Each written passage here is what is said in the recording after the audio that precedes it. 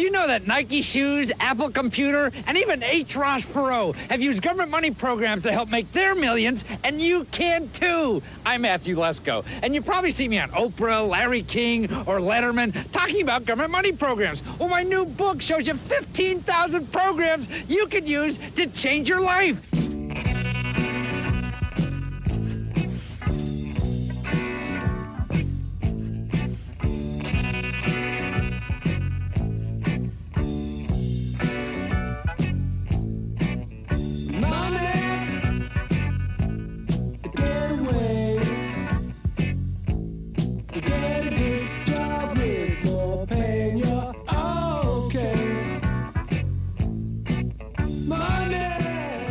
Hey everybody, and welcome back to What the Hell Happened to Them. Julia Roberts carries us onward. I am your host, Patrick Scale, and joining me on the line is Joe.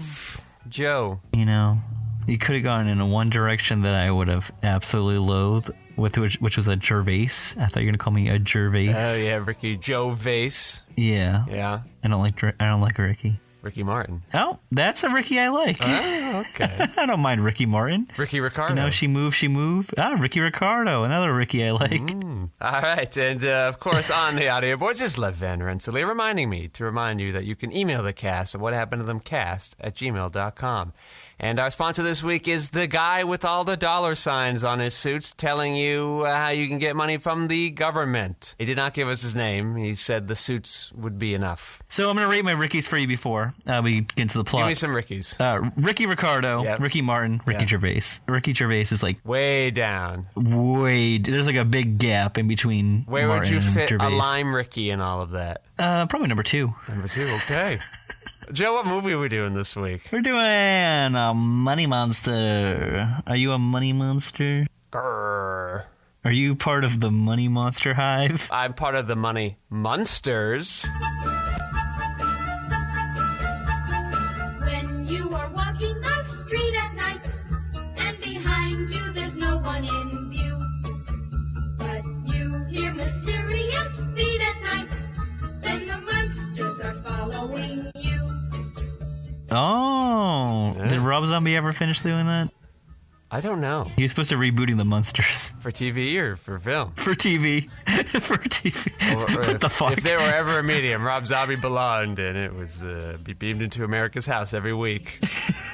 Joe, what is the synopsis of this movie? Okay. Financial TV host Lee Gates, played by George Clooney, and his producer Patty, Julia Roberts, are put in an extreme situation when an irate investor takes them and their crew as hostage.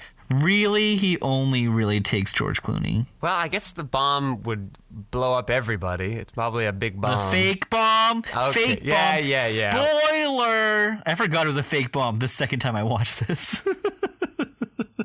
So much has stuck with me. So you've already saw this? You saw this before? Yeah, I was just gonna give you my quick little recap of seeing this. So on a mid-May midst of May in 2016, I was bored, went to go see the new George Clooney, Julia Roberts movie. I'm like, oh, okay, here we go. I thought it was directed by George Clooney because it had all the trappings of a George Clooney directed movie. Nope, Jodie Foster. J-Fo. One of her 4 movies she's made.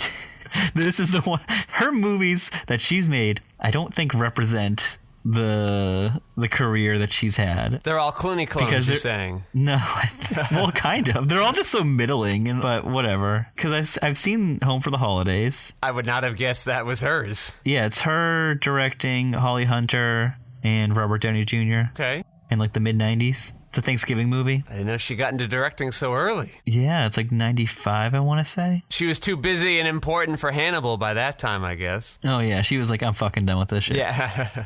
One of my Oscar, get me out of here. And Anthony Hopkins is bring it on, baby. Let's do some more Hannibal. When I'm 10 years older. Yeah, and then she did The Beaver. Can't forget The Beaver. The Beaver. You don't remember The Beaver? Ooh, The Beaver? Okay. This is I've never seen it, but it's a notorious movie. Mel Gibson.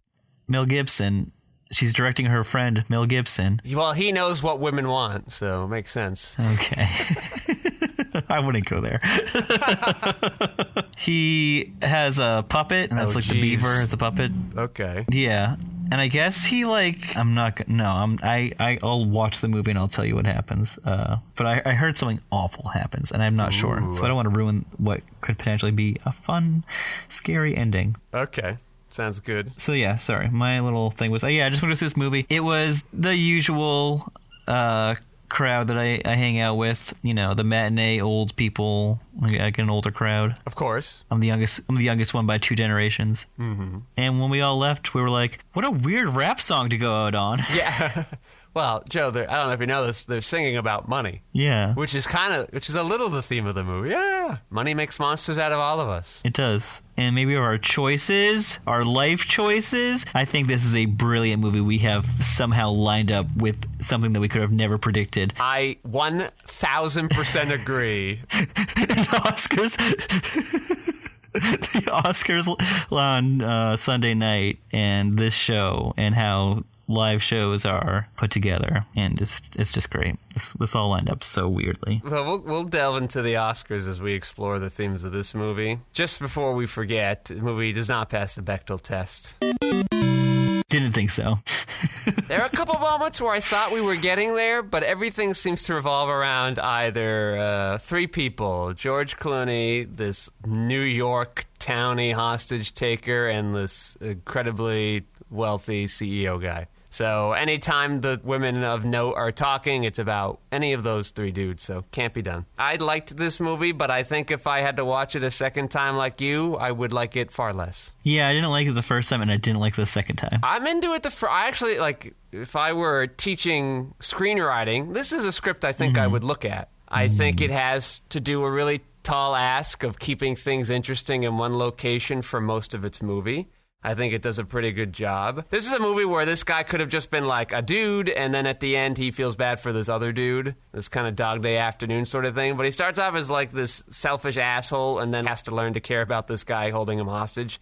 I think that's a kind of an interesting and somewhat underlying current that's in there. I think this is a good note on tension. I think you get this reveal with they bring in this girlfriend and you're expecting it to go a very particular way, and it goes the complete opposite direction, and it helps you care more about this protagonist. I think it sets up these worldwide people pretty well and pretty sneakily. I think the script has a lot to like. The problem is I think it's mostly built on tension, and so once you know what's going to happen, you lose some of the value of what makes the movie interesting. So I think rewatchability is a problem with this film. But for kind of a Hollywood thing that isn't interested in rewatchability for some reason, I think it works. Just like when The Rock plays kind of dickheads, I like George Clooney kind of being an asshole here. When you have these very attractive and very successful men playing like genuinely nice people, you're like, all right, whatever. I don't buy it. But when he like comes off and he's like, I'm the king shit, I go, okay, I buy. This is nice. George Clooney can play this really well. But like when he's like Danny Ocean and he's just all around cool, good guy, I'm like, okay, no flaw, dude. Sounds good. I know in real life you're super successful and have your very successful lawyer, attractive wife. So like life's great for you. Have you seen Out of Sight? No. Oh, wow. That's a real big hole you have in your... I don't even think I've heard of this movie. Wow. Okay, well, do yourself a favor and rent this for $3. All right. You got... Okay, Soderbergh right before... he did right before the Limey and the Traffic, Aaron Brockovich here. Okay. And it's George Clooney opposite Jennifer Lopez in her best role that she's ever been in. Mm-hmm. It's perfect. You got supporting players like Dennis Farina. You got Don Cheadle. Oh. Yeah. And he's great. Don Cheadle's great in this. But George Clooney, I believe, like has is he escaping prison at the beginning of the movie? He just robbed a bank, like the stupidest bank you could, like the way you could rob a bank, and then he gets sent to prison. And so then he's escaping prison. Oh, brother, where J-Lo art plays thou? a cop. Yeah, it's a good time. You should watch that. I'll check That's that one out. of Soderbergh's best movies. Yeah, so just like with The Rock, George, just be an asshole more. Yeah. You know, he's like wise old mentor guy, or a guy who's well put together, or a guy who can solve all the problems. No. You got some edges on here. It works well. And he's got this schmarmy kind of charisma, like a used car salesman. And I think George Clooney's actual charisma is well put to use there. Julia Roberts, just aggressively competent running the whole show. There's a director to admire right there. Yeah, she's directing the whole show at the same time. She's got to doing it all to keep things interesting and also keep the guy in line and also keep George Clooney in line. And let's give it up for Lenny Vito. Just sticking it out the whole time is the most devoted cameraman ever made. Is he playing himself? Because his name was Lenny? I don't know. I'm just playing. Yeah, in the credits, it says Lenny, and then in parentheses, the camera guy. Yeah. In case we didn't know. There was also an interesting credit I came across that I didn't know if you happened to notice. There's a person playing a coffee shop employee, and their name is Twi'lek Xandar. That's it. It's one word. Wow. Maybe T. Yala Xandar. I don't know how to pronounce this. Is this a YouTube star? I have no idea. I don't even know who was the employee at this coffee shop. What coffee shop? I don't know. And then Giancarlo Esposito, wildly underused here? Yeah. Why even bother casting him? It could have been anybody. I'm going to tell you something. Yeah, exactly. I'm going to tell you something. Before I knew it was Giancarlo Esposito, I was like, oh, wait. Why did they just get some random guy? This seems like a perfect role where they could have just filled it in with like a Lawrence Fishburne or who else was I thinking? Just like someone who like commands authority. And I'm like, oh, Giancarlo Esposito, perfect. And then they just don't do anything with him. Yeah, I didn't even know it was him until the credits. And I was like, where did that guy come up? That's how unnecessary he was in that role. I didn't need to know it was Giancarlo Esposito. It could have just been nobody. Same movie. I'm seeing a trivia fact right here in front of me. That this movie coincided with Jodie Foster's star on the Hollywood Walk of Fame. It came out. It's like, hey, you got a new movie coming out. Let's give you a star on the. And this is the movie. This is the movie. She's not even starring in it. She's a director. I don't know. That's a strange movie. I think it's fine. I think it's a fine movie. Yeah, it's fine. It's serviceable. It did its duty. Lenny Finito. Yep, Lenny the cameraman, in parentheses. One person who I've seen before, who played the Avery CFO guy I'm looking at right now, Dennis Boutiskaris. Have you seen this guy before? I mean, probably I have, but I don't know. I don't recognize him. I'm trying to look what he's... Oh, of course I've seen him before. He's in Better Call Saul. There you go. With Giancarlo Esposito. They were buds. Do you think Julia and George are friends? Like they just hang out on the weekends or something? That's wishful thinking on our part, probably. I bet they have like a poker night, and then she's like smoking cigars with them and talking shit. Yeah, maybe. That doesn't sound too much like what she would be like, but maybe. They only have one scene together right at the end. They have one in the beginning, too. Oh, am I forgetting it? Misremembering? I just watched this. He's in the bathroom, right? And then he comes out, and she's like, what the fuck, dude? And he's like, whatever. I don't eat dinner alone. I've never done that in 25 years. You might know this better than I do. So this movie premiered May 12th at Cannes. What? Doesn't the director need to be there? They don't need to be. Was it in competition or did it just premiere? I believe it was not in competition. Yeah.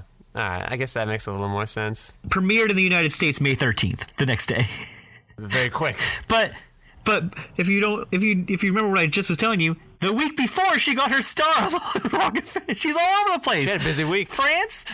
Yeah. That's crazy. 6 days. That's a lot of traveling. Remember when traveling was easy back then? No, because I think it still wasn't, because it was post-2001 America. Well, it's pretty bad now.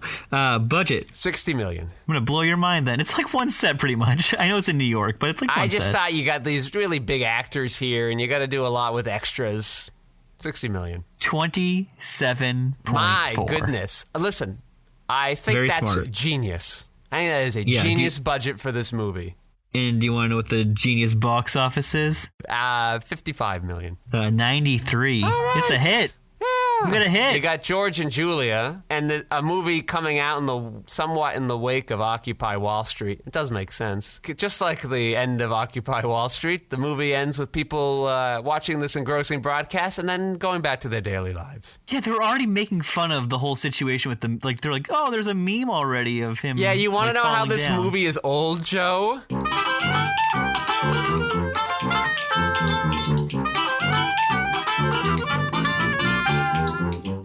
Vines are still relevant. Oh, Vine. It was a Vine. I didn't even hear Vines. They're like, a series of Vines have come out of this event. Meanwhile, like, a man is dead. Vines, like, evaporated so fast, though. That was like a year and a half. You had to be in such a small window. Yeah, you didn't think you'd get a how this movie's old from 2016, but here we are. This movie was first announced in February 7th, 2012. Wake of Occupy Wall Street is what I'm talking about. Exactly. Jodie Foster came on in October of 2012 to direct. In 2014, they found the rights to finance the film, and they had a nice draft written by Jamie Linden. Yeah, I saw the writers on this, and I haven't really seen many things that they've done, but they're just like kind of journeyman writers. They've just written on everything. Yeah, it looks like they came in to polish up the script. Yeah. There was some other guy's idea, it seems. Our friends, our producing friends, George Clooney and Grant Heslov. Grant Heslov! You know who he is, right? I don't think so. Come on. No, he worked with The Rock on The Scorpion King. He was his friend, like at the beginning of the movie. He gets buried with. Oh, that guy's come a long way. George Clooney's like best friend. Yeah, they're producing partners. Yeah. They've worked together for like, I don't know, the last 20 years at least. So they're doing the smoking poker game nights. Yeah. All right. I want to go to some of the cast. So we got George. What do you think of George? Do you like George in this? I like douchey George. I wish he'd be douchey more Douchey often. George. All right, let's move on. Julia. Do you like Julia? I do like Julia. I don't think her role's very interesting, but I like her. I like her commanding. She curses a lot. She's been cursing a lot more in movies, it feels like. Her kids are older now. Yeah, it's true. And so that brings me to our other friend, Jack O'Connell. What's going on with Jack? Promising young star. This I don't think would work because the movie seems to want him to be a very young guy. I think this would be really, really interesting if he were played by Thomas Hayden Church. Oh, I went in a completely... Yeah, you said young guy, and I immediately was like, Miles Teller? No. I don't think he could bring what's necessary. Miles Teller feels too educated. Oh, well, that's... I mean, sure. I don't think he could find blue collar in him. I don't know. I don't think it could be in there. I guess you didn't see his firefighter movie. No, I did not. What is it? Only the Brave? Or something like that. I think that's the movie. Nope. Sounds like most other firefighter films. No, it's a good movie because they're like they fight forest fires and stuff like that. It's good. I think Josh Brolin's in it. Okay. I got no beef with this guy playing him, but I was like, I wish he was just Thomas Hayden Church. I think that'd be kind of neat. That's a very different direction. Yeah, I know. I'm just saying, I saw this guy in a few movies and I really liked him, and then it's just been... I mean, I haven't seen him in anything, and I think that works for the role, because, like, you've got these big personalities, George and Julia, and they feel like they have it all, and, like, the world is theirs, and this guy's just, like, some nobody getting shit on all the time, and I think it helps that he's a less well-known actor. That's true. Good point. We also need to talk about Dominic West, a former flame of Julia's. Remember? Do you remember what movie they were in together? Which one was Dominic West in this movie? He was the CEO guy, like owned the company, Ibis. Yeah, he does kind of look familiar. What movie was it? Mona Lisa Smile. Oh, the Italian professor. Yeah. He's got dickhead himself a little professor. niche here. Yeah, no, you think? I would call him British John Cena. They went really out of their way to make him as much of an asshole as possible. You got nothing to say to British John Cena, though. This is my take I've had for a while. Yeah? You know what? I kind of This see is British John Cena. Let's see what The we can go face with here. and the voice. He's got us the same kind of, like, I don't know if cadence is the right word I'm looking for. But like, whenever he talks, if you listen to his American accent, you're like, wow, Cena. I mean, I know more Cena than you do, obviously, but... Who's this Irish woman? Katrina Balfe. She was just in Belfast. I was thinking you were going to say that. I'm like, what Irish movies have come out recently? Oh, yes, The Only One. Yes. A movie that I thought was boring. Yeah, I didn't even bother. You don't have to. The movie's boring. And somehow just won Best Original Screenplay? I thought we gave that to interesting movies. That's the one award that they give to interesting movies, and there's plenty of interesting movies, like The Worst Person in the World. Which I wish had been nominated for Best Picture. Yes, I agree.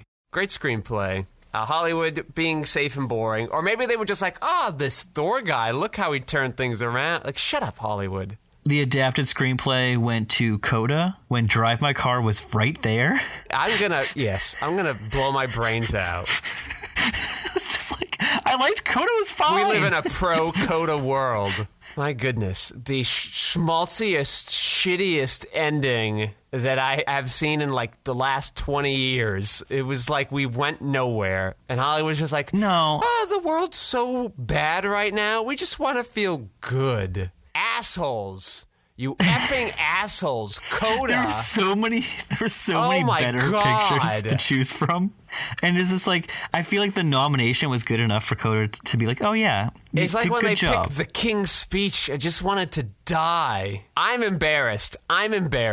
So I only caught a few glimpses of the Oscars on Sunday. You made it sound like when you were texting me the whole thing, I didn't even know they were happening. You made it sound like you were kind of like live watching it. I was. I watched a few of the things. I was just going back and forth because I was like also trying to make my dinner. Because I got home at like 8:30 and the awards like had already been on for like almost an hour at that point. I was lucky enough to see Troy Kotsur win the Best Supporting Actor award, which he very much deserved. I agree.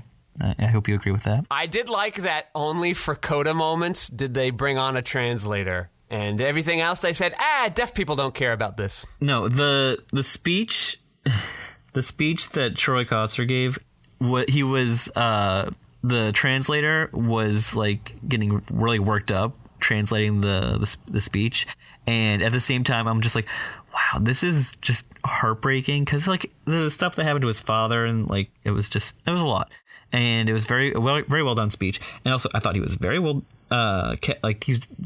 he was great in the movie. The other actors were great, but Troy Kotsur, I thought that was the award that Coda should have won that night. And then when it won the other two, I was like, and it's like, yeah, I'm a Paul Thomas Anderson stan. I didn't really care if he won Best Director or Best Picture for that. Screenplay, I liked that screenplay, but there was other ones, like we said, that I think were a little better. It's definitely not. I'm not like saying that. Oh, Paul Thomas Anderson should have won. I'm saying like any other script should have won. Any other script over Coda. We're in agreement though.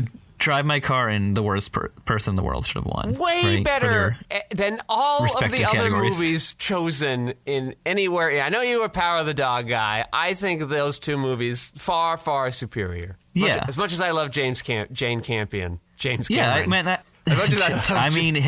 hey, if we're talking James Cameron for a second, let me tell you, Terminator, I asked Tanya to watch with me because she's never seen it before, and she was just like, I don't get it. And I'm like, let me explain everything to you. I feel like I'm the worst person in the world. Yeah, you got to explain Terminator? You got to mansplain Terminator? Well, she didn't understand why. He came from the future to kill this person. The end. Well, I think she was falling asleep and she was trying to pay attention to it, and she was having a hard time. Well, tell her the second one is much better. Well, that's what I was trying to say. I was like, just watch the second one. Second one way better. But we needed a short movie to put on. And that's like an hour 40. It is. Yeah, it's a breeze. The Irish accent for Catriona. What's her name? Katerina? Is it spelled weird? Is it spelled Gaelically weird? It's Katrina Balfe. Yeah, it does not look like Katrina. That's all I'm saying. Irish accent kind of get me all worked up. I'm into it a little bit. Boy. Katrina. Here we go. Give me some more Irish accents in my films, apparently. Well, then go watch Belfast. You'll have a ball. It's all Irish accents. This movie, they were like, hey, would you like to rent this movie in UHD? And I went, nah, probably not. I don't know if I need that. They go, it's only $3.99. I go, nah, just give me the HD. And they said, okay, also $3.99. And I go, well, then what's the... Why? Yeah, I did the same thing. What? I was like, what's the point? What are we doing here? Let me tell you. Well, I mean, why do you think Julie did this? You said you already know. Because like she want to work with friends. She needs a hit. Not really. I don't know if she needs a hit. I think she can kind of do whatever she wants now. I think she likes working, so sometimes she is taking suboptimal roles. I think finally this is not a bad one for her. It doesn't fully utilize her, but at least there's a character in strong control of herself and the world. So I think that's interesting. But I also think, like George, why we think George directed a movie like this, I think this is an issue that they care about. But he didn't direct it. It was Jodie Foster. I know, but it feels like he did because he would make I've confused it all season long. This is something he would clearly care about, and so he would want to do something like this, even if just as an actor. So I think this matters to them, and so there you go. They got to take their little stand here. All right, this is an acting question I have for you. So in the movie, Julia Roberts is a behind-the-scenes person. She's the director of the show. She has a headset on for the entire movie almost, except for like the last scene. How much does that suck? Yeah. Well, she just gets to take the headset on the entire time. She gets to take it off in between takes. It's okay. Well, you don't want to mess up the hair, and everything's going to be for continuity's sake. You got a hair person there for touch-ups. It's all right. It's no worries there. You do last looks. Not to be confused with our bit. There's an actual last looks on set where hair and makeup, and they go and they touch them up, and then they get the fuck out of there. Yeah. Works. Okay. I just don't like wearing a headset all day because, like, it fucking crushes down on your skull. Like, yes. I've had this headset on for 40 minutes. I'm like, nope, out of here. Yeah, she had it on for what, like 8 hours, 10 hours? Yeah, it was a busy Maybe day, more. it seems. And that's like every day she goes to work, she's like, all right, let me get this fucking headset back on. Let me push some buttons. Another theme that this movie goes into that I'm interested in is how TV consumes and waters down or alienates culture. And I think that's really apt for what happened this week. Joe, what happened this week specifically on the Oscars? We're going to really talk about this? Okay. All right. We'll dive into it as well. I'm not interested in informing our takes on what he should or shouldn't have done. What I'm interested in is how the world has reacted since. So, what happened this week on the Oscars? Well, Chris Rock made a joke in poor taste, and also a joke that should have been workshopped a few more fucking times. Also, most of his jokes were all bad. Like, he didn't even know. He kept calling Penelope Cruz Javier Bardem's wife. I'm like, she's fucking Penelope Cruz. She's nominated for an Oscar. You don't know her name? But yeah, Chris Rock made a joke, and then Will Smith got up on stage. But yes, how it was filmed, they caught Will Smith going up on stage. They didn't go, hey, commercial break maybe or something. They're like, oh, what's going on here? Oh, look at that. And I know there's a delay, but like you could still tell everything that was happening. Oh, they knew what they were doing. In a year where they purposely left out categories to make themselves more interesting, I bet they knew what was going on. Yeah, they left out 8 categories and somehow still went almost 4 hours. I know. I thought when you started texting me, it was like 9, and I'm like, oh, they must be wrapping up soon. No. Where's the time going? I have no. Like I said, I only watched like a little bit of the show. Tanya was watching one of her shows, so I was like, when she had to go. And they left Ed Asner out of the in memoriam. Those assholes. Oh, jeez. I didn't even get to see the in memoriam thing. Yeah, so Will Smith goes up, punches Chris Rock in the face. He slaps him. Slaps him in the face. In true Muhammad Ali fashion. Yeah, right? Yeah. You don't get to see that on the broadcast that was like with a live delay.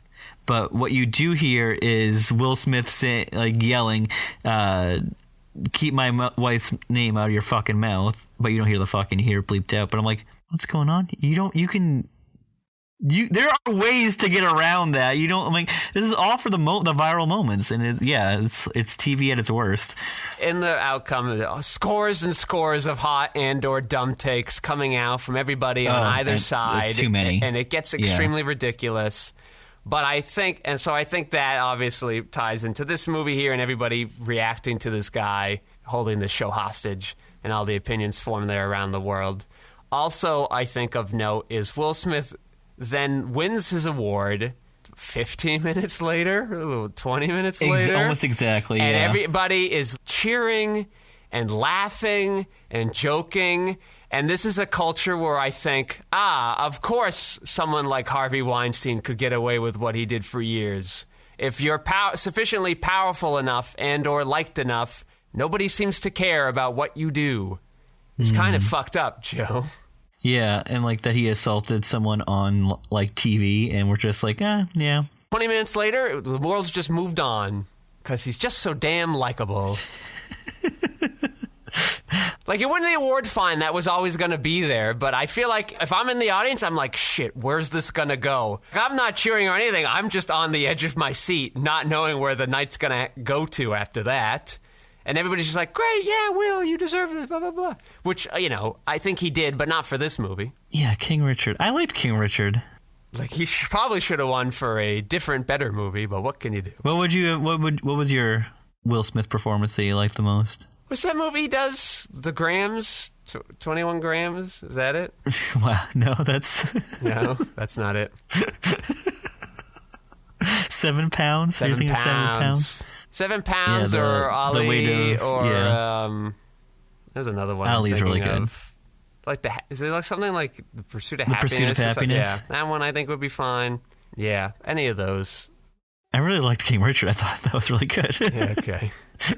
Well, then there you go. It's the same shit he was doing, but it's a little better. It's a slightly story. better. He's got an accent, so a concussion. If we just want him to have an accent so we believe him, I'd do concussion. Patrick. Yeah. Tell the truth. Yeah. Tell the truth. I'm the captain now. That's not. That is no. I'm not going in that one. Yeah. So that's it. I'm not interested in. You know that's a different movie, right? Yeah. I'm not interested in having an opinion or going into my opinions on what should and shouldn't have happened between Will Smith and Chris Rock. I'm just more interested in how the world's responded since, and the movie seemed to capture it accurately. Money Monster, way ahead of its time.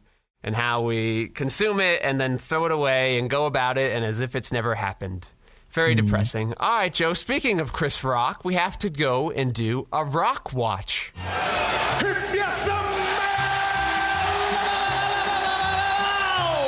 what the Rock is cooking. Istanbul was Constantinople, now it's Istanbul, not Constantinople, been a long time gone. This is just actual Rock, Dwayne Rock Johnson. Oh. Young Rock has come back. It actually came back a couple weeks ago, and I both didn't notice and then forgot to do it last week.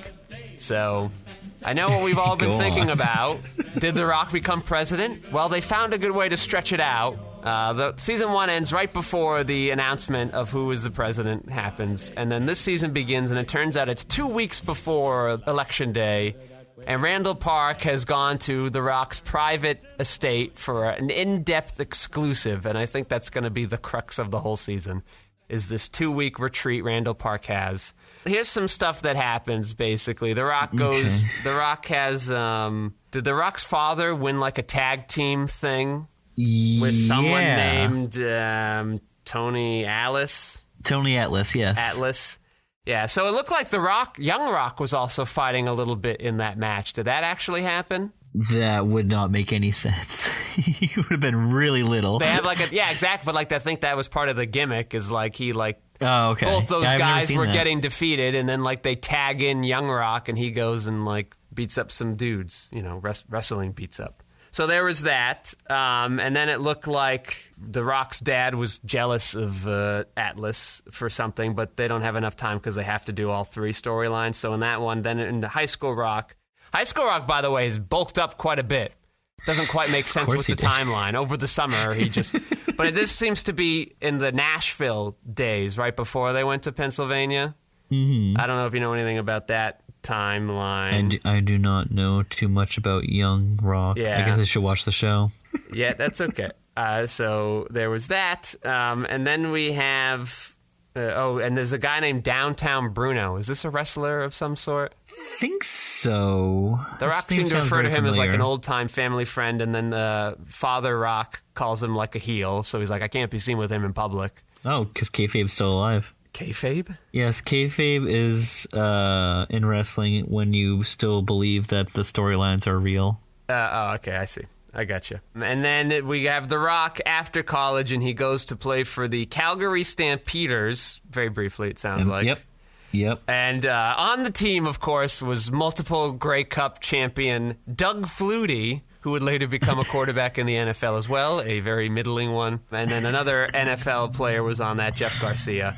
So it was interesting to see them make little cameos, especially since Doug Flutie is like depicted to be massively shorter than The Rock.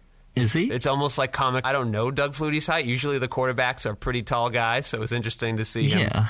Maybe it's because he's Canadian. I don't know. So then he doesn't make... Rock 6'5". Yeah, he goes to play on the Stampeders, and he's like, we're going to go 18-0, and then he doesn't even make the team, but he decides he's going to stay on the practice squad. The frame story opens up with The Rock singing a song to his daughters on the phone, and then Randall Park's like, I see you're a good dad. And he's like, well, I think it was important to be a good parent because of where I came from. And the first two stories are kind of about how his dad had had felt like he had more priorities than his son, and The Rock feeling bad about it. And then the third storyline, though, had nothing to do with his father. So they just were like, well, we're going to set up this Canadian thing, and we're just shoving it in here. Let me ask you a question about this show. How long do you think, how long's the life of this show? Do you see another season after this? I have no idea. Pandemic has made everything weird. It looked like it wasn't getting another season this year, but then it did. But then it took like a million years to come out. So I can't. They had a Christmas special. They did I have remember that. Yes, this and Mr. Mayor, both shows that just premiered recently, held us over with Christmas specials in the meantime, I guess. It's kind of like Doctor Who. At the end of the episode, when we're back to the frame story, Randall Park is like gushing about Rock. Clearly, you're going to be the president. And The Rock, in traditional Rock fashion, keeps dunking on Randall Park, which I feel bad about. But anyway, then they cut to I think it's Sean Astin in a room by himself on a computer in a chat room. And he's like, The Rock cannot be president. He was a huge asshole to me in high school. Let me tell you all the reasons why he shouldn't be president. And then the episode ends. And I go, okay, I guess finally, maybe, are we going to finally talk about The Rock being bad? Because, The Rock's grandmother in this is arrested for extortion. She's under house arrest, and they play it off as a joke. And I go, all right, so The Rock's doing his PR spin here, and I wonder what they're going to do with the Sean Astin storyline, though it could be another scenario of them trying to get away with something. But let me tell you, there was one worthwhile joke in this week's episode. Okay. And The Rock is being interviewed by Randall Park, and he's making a pizza. And The Rock's like, I got this recipe from my book. Can you cook what The Rock is cooking? And then he points to the cover, and he's like, look, it was a Stanley Tucci Award winner. And so I'm like, yeah, that's not so bad. That's not a bad joke. I could be okay with that. And that's this week's episode of The Rock. I will keep you updated as more episodes come out. Okay, I got a Sean Astin question for you, because Sean Astin hasn't been in a Julia Roberts movie, but as we know, he has been in 50 First Dates with Adam Sandler, and now apparently he's working with The Rock on Young Rock. When will we get the Sean Astin, Julia Roberts crossover? We're waiting for it. But also, do you know how old Sean Astin is? I don't know, like 45? Oh, well, okay. He's 51. 51? Yeah, right. How old is he when he was a Hobbit? Like 22 or 25 or something? 28? Well, he was born in 71, so no. Right? 81, 91, so 30. Like 30-ish. Yeah, okay. Yeah. I just want to point out that he has been married since 92. Aw, he's young married. That's nice. Yeah, very young, because he's like, I can finally drink, and then he drank so much he got married, and he's like, all right, well, I guess I'll make this work. I don't know about that. But his first role was Mikey Walsh on The Goonies in 85. Oh, yes, and he's just been working very steady ever since. Very steady. I mean, he's puts out a couple a year. Wow, 2014 was a big year for this boy. What a great guy. What's nothing wrong with Sean Astin, right? He's just a good guy. Got no beef with him. Looks like he, working very steady. Okay, let's go to our last looks, Joe. Last looks. It was nice to hang out with Julia and George. Always nice to hang out with our friends Julia and George. Yeah, that's all I got. It's a fine movie. It's pretty plain. It's fine. Gets the job done. I think the script is something worth looking at. The directing, competent as it is I don't know, leaves nothing for the imagination, or you get exactly what you would expect to get. So Jody, you're not a bad director at all. You do keep it tense and interesting for a while, but I think a lot of that is built into the script. Your actors are all bringing it, but I mean, it helps that with the actors that you have. It's a solid movie. Solid movie. You watch it once, you enjoy it. And I never really have to think of it again. Yeah. As for Julia, we already sort of talked about why she would pick a movie like this. And I don't know, how often has she worked with a female director, even? Oh, boy.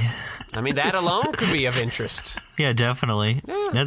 I will do the research, and I will let you know next week how many times she's actually worked with the when director. we look back at the whole series, we're like, 3 times out of 50 movies. Interesting. Maybe once. I feel like this could be the first one. Yeah. I don't know what I feel like one of those early doing. ones was a woman. Satisfaction was a woman. Yeah. Yes, that's right. Like her first movie. And now one of the last ones we'll be doing.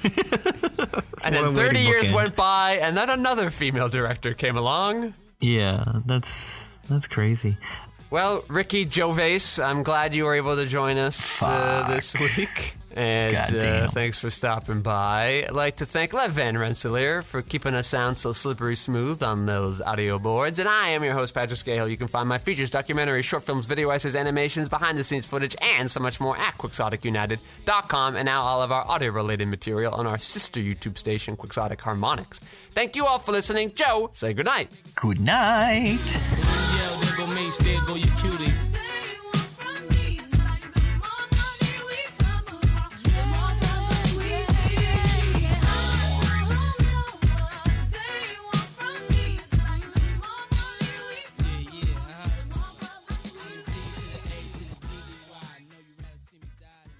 I'll give you the extended version of the letterbox review I'm going to write today. Yes. Here is where I'm bumping up against Parallel Mothers. I really like this idea of these two women who have switched children at birth, and then one of them is dead, and then also they fall in love. I think that a very excellent and interesting idea. Yeah, also, you gave away, like, a lot of the plot just now. Yeah, the movie's been out for a while. And I also like this idea of this woman who has this promise to her ancestors to need to disinter a lot of these remains and kind of deal with this country's fascist and apparently a past that not all of its younger citizens even know about. I think that's a very fantastic idea. I think when you combine them both together into a 2-hour movie, I don't have enough time to spend on either one of them. I would much rather this have been 2 different movies. Because they're both so fucking fascinating. I would really like to dive deep on either one. Okay, well, I know you could probably get there a different way, but, like, one plot leads into another plot. Which one surprised me, but 2, there is an interesting way to do it, but your movie needs to be, like, 45 minutes longer. We just kind of give up on one of them. We're just like, okay, well, it's done and it's over. And I go, no, give me Which more one? of that. Maybe we just move on from, and we don't really give enough weight to this fascist thing, which is just endlessly interesting. It sort of comes out of nowhere. They justify it well enough, but I'd like to just spend more time there. There's a lot happening. But I like both parts of the movie. The only failing is it needed to be 2 movies. Parallel movies. Wow. Yeah. Okay. I'm glad you liked it. It's also, but I think the length is perfect, and I think the plot works pretty well with each other. Yeah, I'm just nervous that I started on like one of the best Almodovar movies, and I'm like, well, I hope there's other ones that I appreciate as well, or even more. Yeah, listen, for as soapy as this things get, this one I'm like, yes, give me the soap. Yes, give me all the soap. Lots of suds. This is really interesting soap we're delving into here. Like, the stakes feel really big here. When she has to do the 23andMe thing, I'm like, how is she going to explain this? I know. Like, just things keep getting worse and worse, and you're like, all right, here we go. Now this is worth some soap. Yeah, let's see here. Well, I did not know this guy did that. Holy Toledo. Just checking out something. Uh-oh, an arrest. Oh, no. Wow, he's been working for a fucking long time. I had no idea. I'm talking about the cinematographer. Of the Money Monster. Yeah, Okay. Which is, I mean, it's whatever. But if you look at the rest of the stuff that this guy's done, you're like, holy shit. And he's working on 2 new projects right now. They're in post-production. I would say this is probably his most boring-looking movie. Wow, I had no idea. Do you know who did the cinematography on this? Nope. Matthew Libatique. Does that name sound familiar to you at all? Yeah? Well, I should have started taking notice of him a long time ago, but like I've only kind of gotten to like cinematographers in the last few years. This guy, he shot Bradley Cooper's directorial debut, A Star is Born, but more famously probably is his work with Darren Aronofsky on Pi, Requiem for a Dream. He worked on The Fountain. He worked on Spike Lee's Inside Man. He worked... he did the first Iron Man. He set the template for Marvel. Wow, who would have known? But he also was nominated for Black Swan. He did Straight Outta Compton, Chirac, Mother, Venom. Wow, this guy, he works in all different kinds of mediums. Wow, this is great. Yep. Great. Love it. I think he has an... No, it's just for me and you. Me, you, and everyone we know. Oh, how was it? I haven't seen that one. Awesome, Joe. Yeah, I gotta watch it. So great. Cannot speak highly enough of Miranda July. Yeah, the first time that she came up was when you were telling me about the Madeline's Madeline. Yeah. Where she's just an actress in it. Yeah, she plays Madeline's mother. She's great there. Jillionaire was good. I think this is a lot. And then she did something with Hamish Linkletter. I like Hamish. I'm pro Hamish. He was in that Robin Williams show. How would you rate your Linklaters? There's a few of them. All right. Come on down. Rate your Linkletters. I got 2. Are there more? I think I thought there was like 3 or 4. Let me check it out. Is there an Art Linkletter who used to host all the things kids say or something like that? It was like that Bill Cosby show later on. I got Richard. I got Hamish. And, I guess they're taking the cake from the rest of them because there's no more room for other Linklaters on here. I guess there's only 2. Give me your 2. It is a tough call, especially since they do very different things. Before you make any calls, I'm sending you this photo of Richard Linklater and his hair looking exactly like my hair right now. He's going the full Duplass, huh? Maybe if I had a little more hair. There is a game I want you to start playing with me. You need to start playing some of these games, okay? I don't want to play the games, Joe. They're fun. Yeah, I don't believe you. Yeah, it's called Framed. So... I don't like clogging my phone up with stuff, with apps. It's not an app, it's just a site you go to. All right, well, it refreshes once a day. Agreeable. Yeah, and I can send it to you at the beginning of the day after I play it, and then you can try it. You just share it with each other, and then... Because it's like in the text, it just sends you the website. You go on the website, you make your 6 guesses. If you don't guess it, you don't win. It's okay. Yeah, so what you have to do is you see the first image, and then you guess any movie that there has ever been made for that one picture. And then if you get it right, then you win. But then if you don't get it, you get a second guess, but a different picture. Maybe a more picture that's a little more famous for the shot. You know what I got on this one? Today's? First try in 10 seconds. Oh, yeah? I immediately knew what it was. Do you know what it was? I thought I knew what it was. I don't seem to know what it is. I say the second shot's pretty memorable. Third shot, I thought I knew it right away, but our friend Rona had some trouble. She got it around the 5th one. That's when it's like... And the 6th one is just a dead giveaway. You can play that and let me know how you do. That's going to be fun. And then I really wish you'd play the box office game with me. Are you trying to guess the game? I did. I was not very good at it. Oh, did you already lose? No, I did. I got it when we see Joe Pesci hanging out in the car. Oh, fifth picture? Yeah. Wow. I feel so good about myself right now. Or maybe I should feel the worst. I don't remember this red scene at all. It's when they're burying Frank Vincent. So it's either like in the middle of the movie at the point where they already like killed him and are like putting him away, or it's right at the beginning when they're like seeing him in the trunk. But I think it's right at the middle. I think it's in the middle. Otherwise, at the beginning I remember a little bit better, and I think it would have stood out more. Looks a great shot. All right, let's get into some Money Monster.